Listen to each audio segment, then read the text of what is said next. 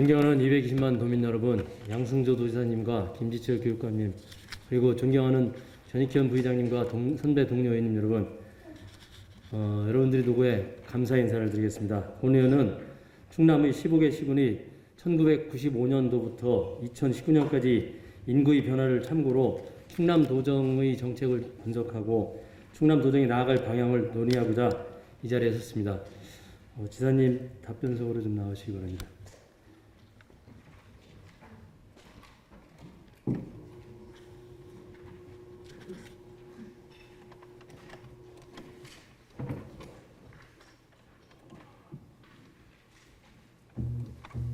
네, 지사님 혹시 지방소멸지수라는 거를 들어보셨습니까?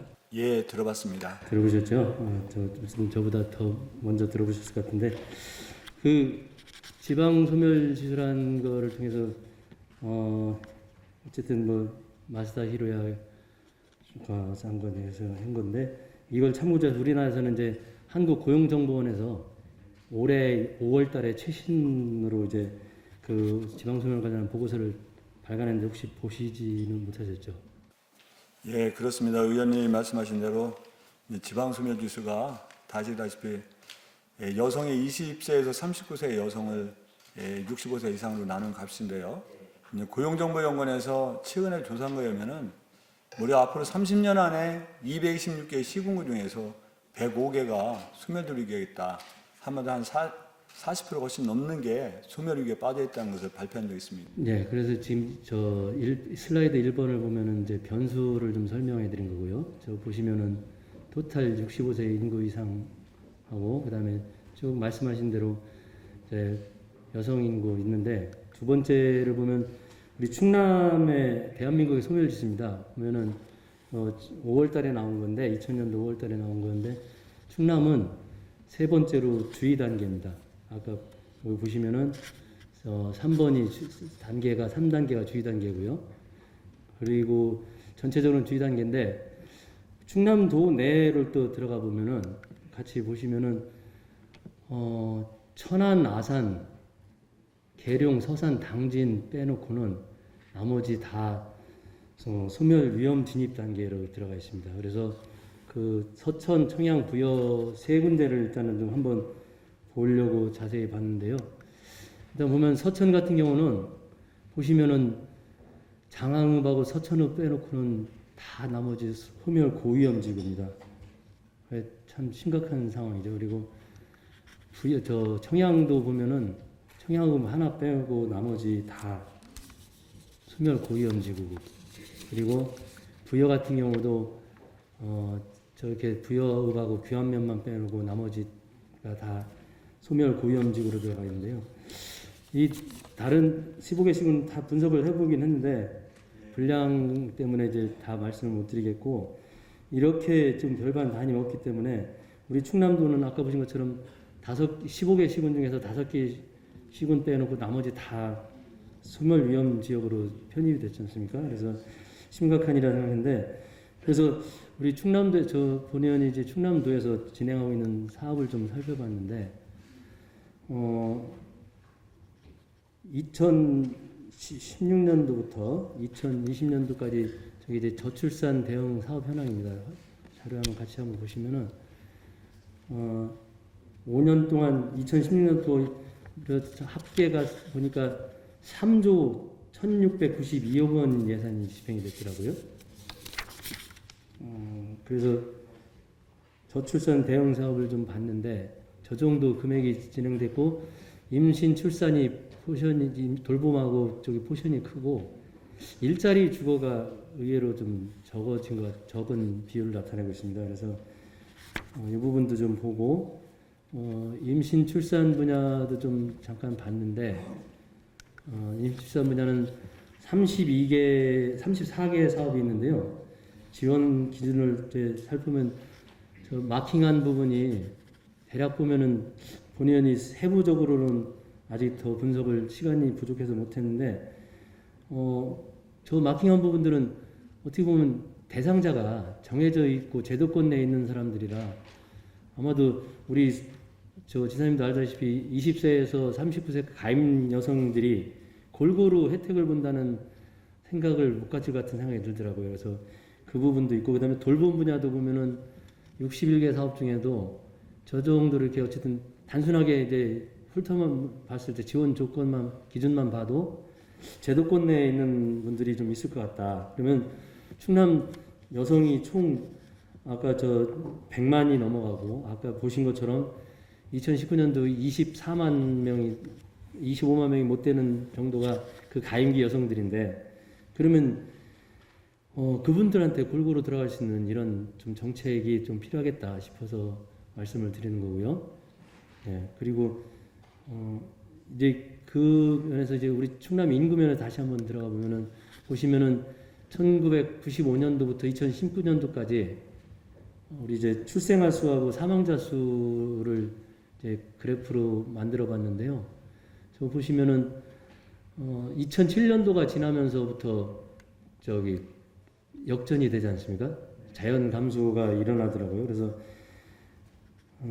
이게 참 문제가 있는 부분인 것 같고, 그다음에 이 부분에서 이제 아까 이거는 이제 시군별로도 또 출산 장려금을 지원하지 않습니까? 그래서 이걸 이제 지원 연도하고 조건을 봤는데, 시군별로 보면은 3개년도 자료를 받아서 봤는데 이렇게 금액하고 해서 대략 보니까 100억 단위도 넘어갈 정도로 이렇게 지원을 하고 있더라고요.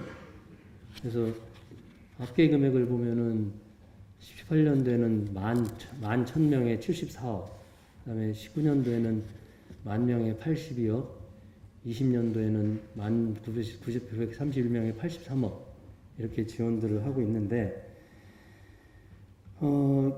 이게 이제 근데 다음 이거는 이제 그 그래프로 표현해 보면 천안 같은 경우는 2020년도에 갑자기 좀 증액이 됐고, 당진 같은 경우는 중간에 이제 많이 인원수하고 금액이 지원이 됐습니다. 그래서 이 부분은 이제 시군별로 이제 어쨌든 이거는 시 인구를 좀 2008년도부터 자료를 받았더니 2008년도부터 19년도까지 0세에서 5세까지 따로 분류가 되고 나머지 구간에서는 5세 단위로 끊어져 있었는데, 이 부분은 이제 15개 시군 중에서 시 단위의 0세에서 5세 분포를 봤는데 여전히 여기도 점차 줄어들고 있는 추세지 않습니까? 보시면은 이 상황인데 심각한 거는 이게 군 단위, 군별 인구 해놓았더니 기울기 정도가 저 정도로 심해졌더라고요. 그래서 이게 좀 우리가 심각하게 고민해야 되겠다 생각이 들어서 말씀을 드리는 거고요. 그럼 이제 다음은 이제 이 부분은 이게 아까 말씀드린 15개 시군의 20세에서 30세까지 2011년도부터 2019년도까지 통계인데 보시면은 2019년대 24만 명, 24만 630명입니다. 그 가임기 여성들이. 그리고 각 시군별로도 이렇게 자료를 좀 분석해 봤는데요. 이게 지금 슬라이드를 지사님 이제 보시면서 출산 정책과 돌봄 정책 이런 저런 정책도 있고, 출산율 근데 저렇게 우리가 노력을 하고 있는데 불구하고 출산율이 지속적으로 떨어지고 있다는 것은 결국에는 여기서 보면은 우리 15개 시군에 충남에 있는 가임기 여성들이 저렇게 이탈을 하고 있는 모습들을 보이고 있는데, 그러면은 지금까지 쭉 해온 정책에 대해서 우리가 다시 한번 좀 봐야 되겠다 이런 차원에서 한번 말씀을 드리는 거고요. 지금은 이제 아까 보여드린 것처럼 자연 이 감소 부분이 발생이 되는데 이 원인이 뭘까? 이걸 보면은 그나마 저 그래프를 보면 천안 같은 경우는 아직은 그래도 그래프가 우상향으로 좀 희망이 있고, 아산시하고 당진시 이렇게 좀 있는데 나머지 부분은 전부 다 우하향으로 이제 소멸로 가고 있습니다. 그래서 이 부분도 좀 같이 고민해 보셨으면 될 것 같고, 그다음에 이거는 이제 최근에 똑같이 한국고용정보원에서 이상호 연구원이 2018년도부터 2020년 4월까지 수도권 인구 유출입을 본 건데요. 저게 보면은 전년도 대비 1만 2,800명보다 2배 이상 증가한 것으로 수도권으로 유출이 됐습니다. 근데 저 수도권으로 유출된 인구 대부분이 20대, 30대라는 겁니다. 그럼 이제 결국엔 어떤 결과가 나왔냐면은 이 20대, 30대가 이제 불황기면은 지금 이제 코로나19하고 경계가 어려워지니까 그나마 일자리가 있는 조금 저 가능성이 있는 대도시, 수도권 대도시로 몰려간다는 거더라고요. 저 지하철 지표를 보면.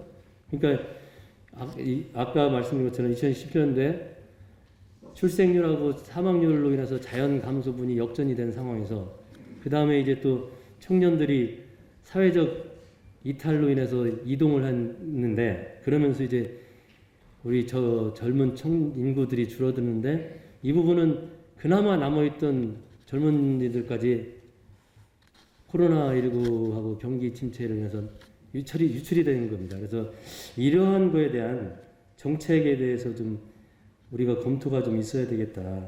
이런 생각으로 본의원이 이제 지사님께 말씀을 드리는 건데요. 그래서, 지금까지 뭐 쭉 정책 보셨지만 그 정책들 중에 금액도 만만치 않은 금액이지 않습니까? 그래서 그 부분을 좀 한번 다시 제로베이스에서 좀 보고 우선적으로 정책의 목표를 그 20세에서 39세 가임기 여성들에게 맞춰야지 되지 않을까 이런 좀 제안을 드리는 건데요.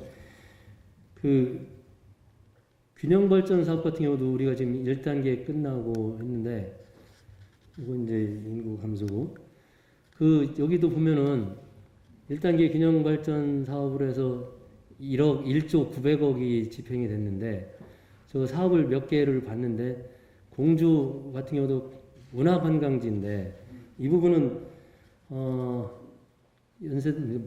중앙대 마강래 교수가 쓴 지방도시 살생부라는 책을 보면은 이미 저 정책들은 강원도 정선이나 태백이나 삼척에서 시행을 했다가 실패랄까요? 이렇게 인구가 그래도 계속 소멸되고 축소되는 이런 결과를 냈던 정책이기 때문에 한번 이제는 우리가 2단계를 준비하면서는 좀 봐야 되지 않을까 그런 측면에서 좀 말씀드립니다. 왜냐하면 지금 우리가 저렇게까지 예산을 들이고 했는데도 불구하고 지금 인구가 유출되는 거는 줄어들질 않잖아요.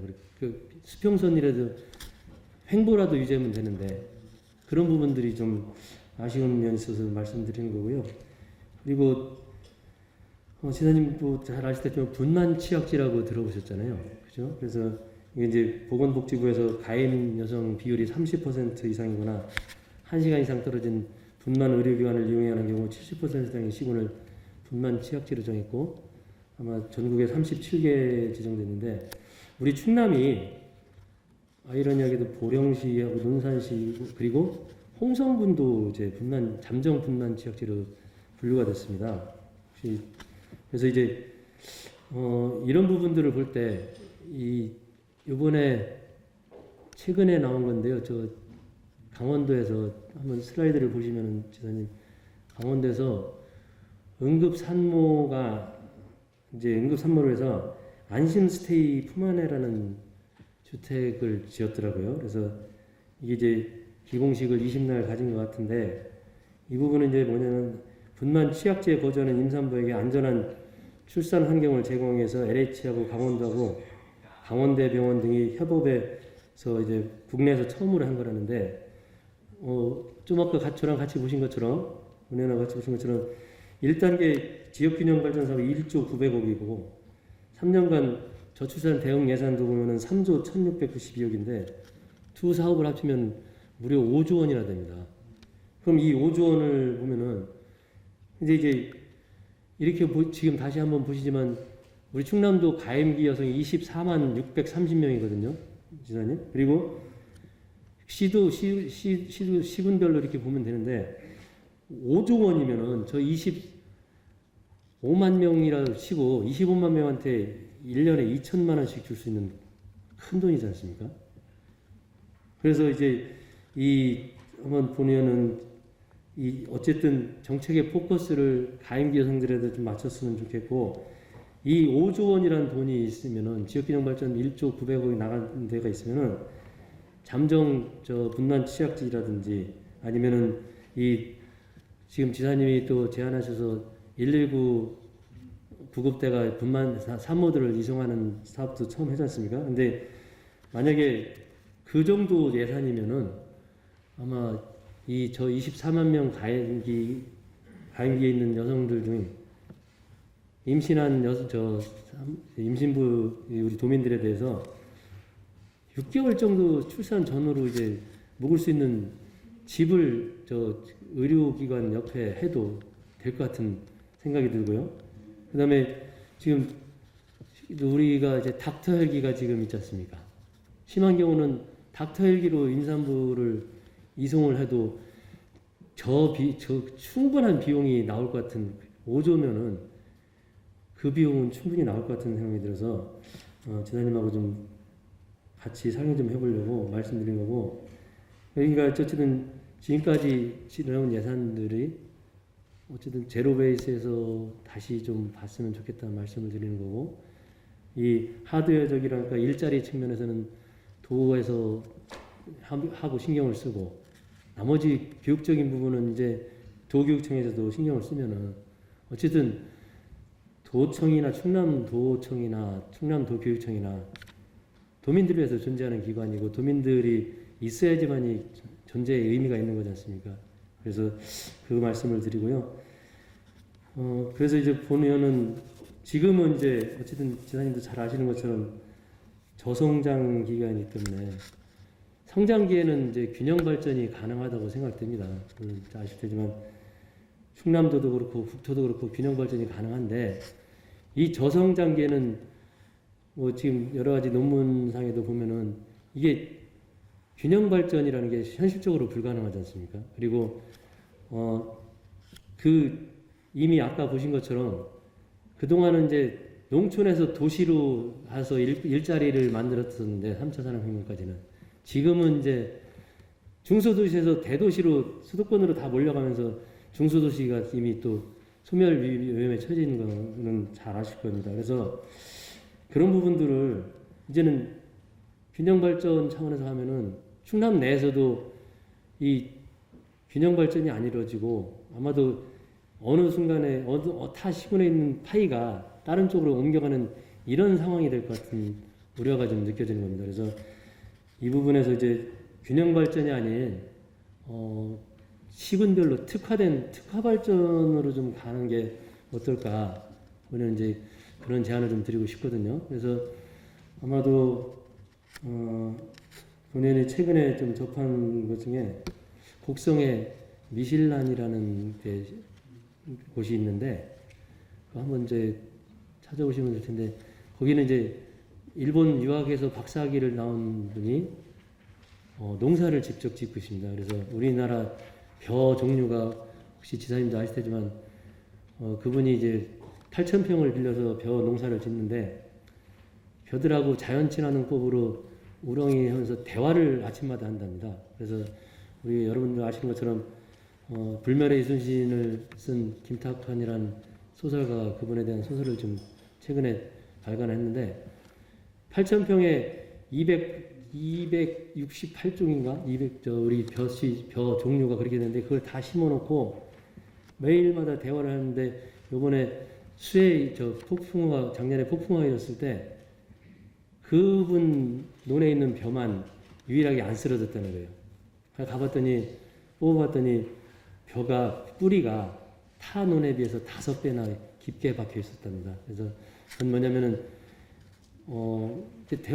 지금 이제 69년생이라는데 대화를 한대요. 대화. 그리고 그분이 이제 그걸 농사만 짓는 게 아니라 발효 전공한 박사라서 거기서 현미 발화를 특허를 또 수십 개 내서 판매도 하고 식당도 직접 운영하면서 그 미실란이라는 식당이 폐교를 또 운영하거든요. 그래서 아까 도교육청의 역할도 좀 말씀드렸던 부분인데 그렇게 했으면은 이게 바로 우리가 추구하는 특화 산업이고 6차 산업이 될 수 있을 것 같은 생각이 들어서 한번 이참에 저희도 이제 데이터 정책관을 지사님께서 흔쾌히 수용해 주셔서 만드는데 그런 부분들에 대한 논의가 있어야 되고 행정 데이터를 빨리 표준화해서 우리가 가지고 있는 장점이 뭔지 어떻게 특화시켜야 될지 이 부분에 대한 고민을 좀 해주셨으면 한다고 말씀을 드립니다. 그리고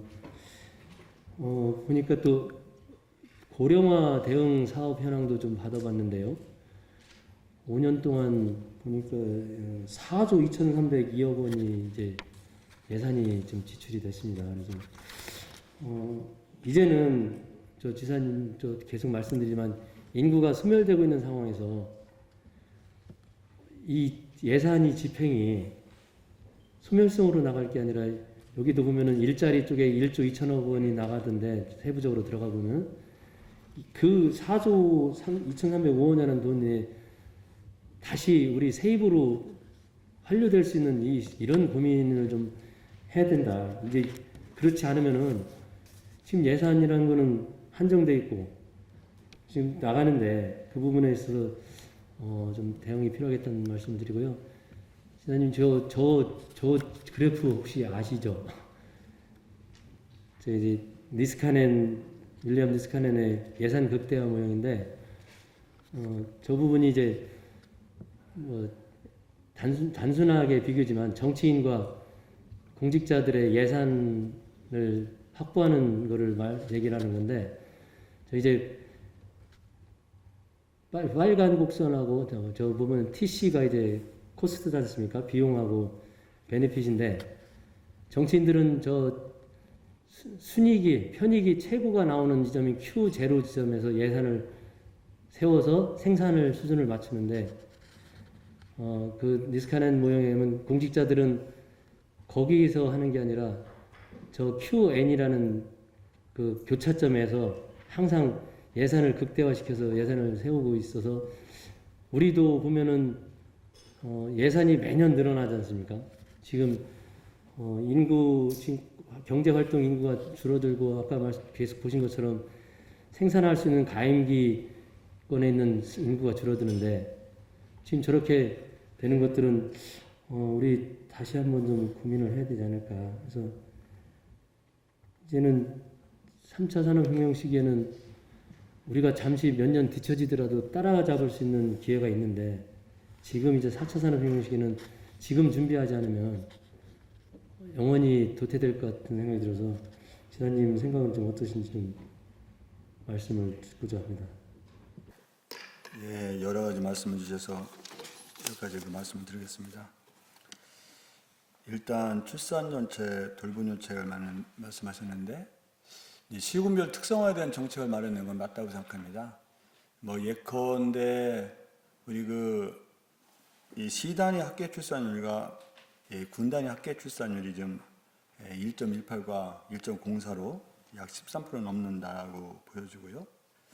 또 기혼여성 출산자만 봐도 군 단위 기혼여성 출산율은 한 3명 정도가 되는데 시 단위 출산의 자녀수는 2.5명 정도가 되기 때문에 그런 그 기혼여성 출산자 수에 관련된 정책을 펴야 되겠다. 국제 결혼이라든가 다문화 출산비를 보면 부여 같은 경우는 결혼 비율이 한 20.1%, 출산화 비율은 한 17.7%이기 때문에 그런 부분은 그거에 맞는 특성 있는 정책을 펴야 된다. 그런 말씀을 드리고 그래서 전반적으로 그 지역 특성에 따른 정책을 마련해서 실천해야 된다는 게 적극 동의한다는 말씀을 드리고요. 다만 여기서 이제 몇 가지만 지금 말씀을 드리면요. 이 출산율이 뭐 잘 아시겠지만 작년에 0.92명이고 재작년에 0.98명인데 0.98명일 때 이미 세계 198개 국가 합계 출산율을 발표하는 날이 꼴찌입니다. 특히 OECD 국가는 우리보다 바로 꼴찌 2등이 한 1.33, 1.34 정도이기 때문에 꼴찌하고 너무나 큰 차이가 나는 꼴찌죠. 한마디로 그냥 재앙이 우리한테 다가오고 있는 겁니다. 그래서 그런 면에서 이 출산율을 어떻게 올릴 것인가 그런 걸 굉장히 고민해야 되는데 여기서 이제 전제가 그렇습니다. 우리 충청남도만 해도 기혼 여성 출산화 숫자는 상당히 높습니다. 2.7명 정도 되거든요. 근데 문제는 기혼 여성은 출산화 수가 2.7명이 되는데 아예 혼인을 꿈도 꾸지 못하고 혼인할 수 있는 여건이 너무 많은 거예요. 그러다 보니까 이제 전체적으로 학회 출산율이 줄어들고 출산화 수가 줄어들지 않겠습니까? 그래서 이런 결혼을 할 의사가 있고 또 충분히 출산할 의사가 있는 분들에게 결혼할 수 있는 여건을 만들고 출산 여건을 만드는 게 가장 중요하다. 그럼 거기서 이제 우리 통계도 주셨습니다만 가장 전제 조건이 직업이거든요. 직업과 주거 문제입니다. 이제 직업과 주거 문제가 해결되지 않게 해서 출산 장려금을 다소 얼마 주고 뭐 6째 3천만 원 준다 해도 6개까지 나려면 첫 번째 출산화가 있어야 하고 두 번째 출산화가 있어야 되지 않겠습니까? 그런 면에서 볼 때 어떻게 하면은 결혼을 원하고 꿈꾸는 청년들의 결혼할 수 있는 여건을 만들 것인지 또 출산하고 아이를 키울 의사가 있는 부부에게 그런 여건을 만들 것인지가 가장 핵심인데 그게 주거와 이제 직업이라고 생각하는데요. 여기서 몇 가지 좀 말씀 주시면 몇 가지만 답변을 드릴게요. 이래서 이제는 시군별로 특성에 맞게 해야 된다는 걸 동의하고요. 또 나가서 수도권 유출 문제를 또 말씀 주셨는데 이게 이제 수도권 집중 정책과 수도권의 기회가 많을수록 우리 전부 다 이제 수도권 유출을 많이 하는 거예요. 왜냐하면 인구는 우리가 50% 정도가 넘지만 청년 인구, 특히 20세에서 29세 정도는 56%가 수도권에 집중되어 있습니다. 이러니까 여러 가지 피해가 나타나는데 이런 수도권 집중 정책이 많아지든지 이 폐지되지 않으면은 이런 문제가 지금 해결할 가능성이 별로 없다고 생각하고요. 여기에 또 아까 말씀한 20세에서 39세 가임 여성에 맞추는 어떤 여러 가지 정책을 펴는 것도 적극 동의한다 그런 말씀을 이제 시군별로도 0세부터 5세까지 들어가 보면은 이제 분석을 했는데 이제 출산 장려금이 지원이 되면은 올해 0세가 내년 1세가 되고 이렇게 계속 증가하는 추세가 있어야 되는데 이제 어느 시군 같은 경우는 출산 장려금을 받고 일정 시점이 되면 떠나는 이런 경우들이 있어서 아마 그 부분도 좀 잘 살펴보셔야 될 것 같고요. 뭐 또 말씀하실 거 있으면 한 2분 정도만 짧게 말씀드리겠습니다. 여기서 이제 아까 균형 발전 예산과 저출산 예산 말씀하시는데 이거를 합하면 그런 가능 여성한테 한 2천만 원 정도 줄 수 있는 거라 하는데 이거는 좀 단순하게 이제 돈 문제가 아니고 이 관련된 산업이 굉장히 많죠. 관련된 산업, 관련자, 또 우리 지역 경제 전체 미치는 영향이기 때문에 단순하게는 우리가 그렇게 계산할 수 없는데 다만 어쨌든 효율적으로 쓰여지지 않는다는 것에 저는 공감을 한다. 효율적으로 예산 집행이 되어 있다 말씀드리고 저성장기에는 균형 발전이 불가능하다는 말씀에도 굉장히 공감하고 우리가 진짜 국가적으로 진지하게 한번 토론을 해야 된다 그런 말씀을 드립니다. 이런 저성장기, 저출산 시대에 맞이해서는 이게 언제까지 우리가 그거를 붙들고 있을 것이냐. 그런데 또 이제 균형 발전 문제는 충남도라든가 대한민국 전체를 봐도 결코 포기 없었는 정책이란 말이죠. 그래서 거기서 말씀하신 게 이제 특화 발전으로 가야 된다는 건데 이제 그거 자체가 또 균형 발전 사업이죠. 그래서 이 균형 발전 문제는 우리가 이 국가적 과제 충남도의 과제인데 동시에 굉장히 어려운 과제이기도 하다. 그런 말씀을 드리면서 이 데이터 정책관을 우리가 내년도 조직 개편에 두게 됩니다. 그래서 데이터 정책관을 그런 업무 수행을 통해서 시군별로 정확한 이 정책 수요와 이 정책 공급에 대해서 준비하고 마련해야겠다 그런 말씀을 드립니다. 예, 선진은 고맙습니다. 선생님 수고하셨습니다. 들어가셔도 좋겠습니다.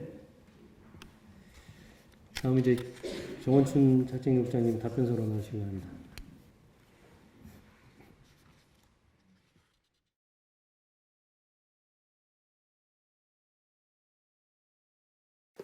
예, 자창국장 정호진입니다. 국장님 우리 충남도의 공유재산 현황이 어떻게 되죠? 혹시? 공유재산 전체 현황은 전체가 24만 3천 건에 면적은 161평방 제곱미터, 가액은 12조 8,687억 원으로 알고 있습니다. 네, 그래서 이제 공유재산을 지금껏 본 연도 2016년도부터 계속 주장을 해서 한 2년 동안 이제 많은 성과가 있지 않습니까? 그렇습니다. 그 의원님께서 2018년도 9월 6일 날 도정 질문을 통해서 공유자산 통합관리 시스템을 통해 발굴해라 해서 금년도에 무려 7,640필지 1,910억 원을 이렇게 새로 발굴해서 정리했고요.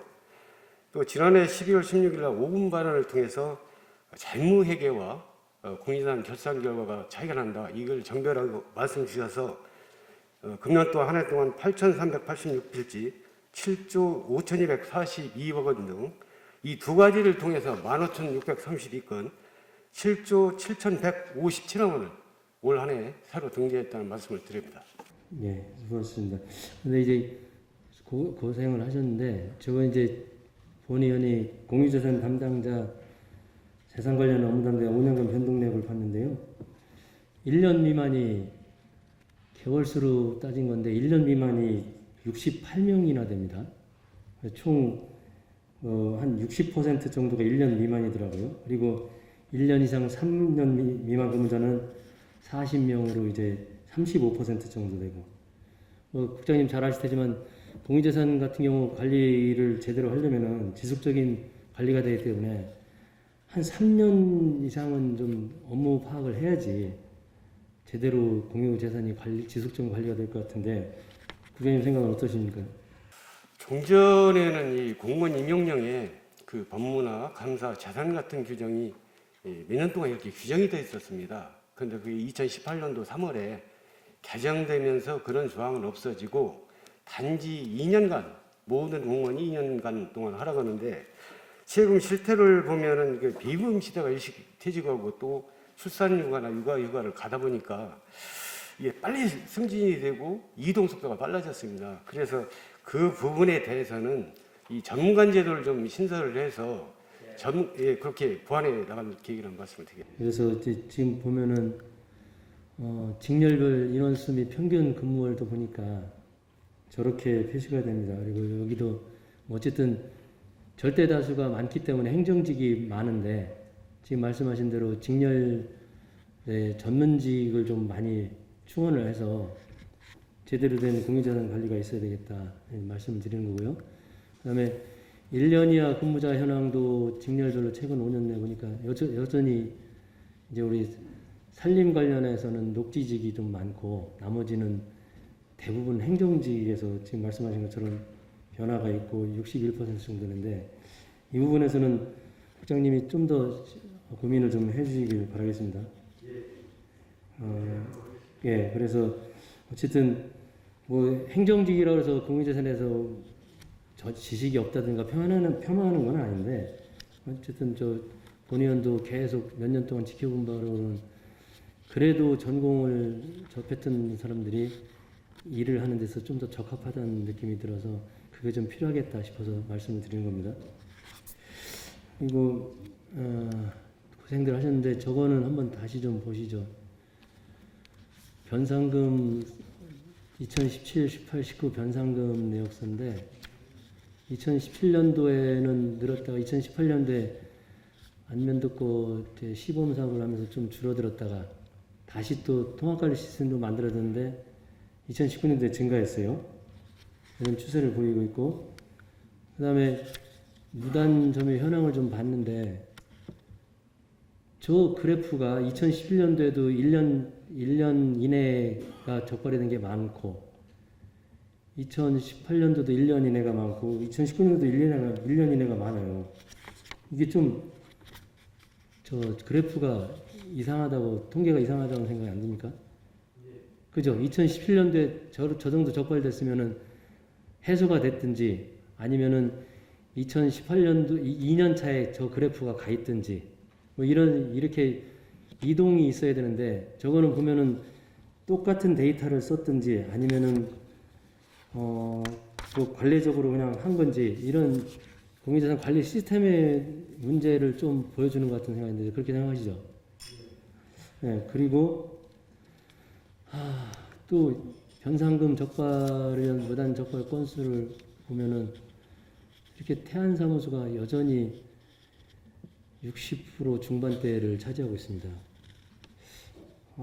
본연도 우연찮게 이렇게 접해서 했지만 이게 지금 그렇다고 본연의 뭐 다른 감정이 있다든지 이런 게 아닌데 계속 저렇게 나오고 있는데 이거는 뭔가 시스템적으로 좀 살펴봐야 된다.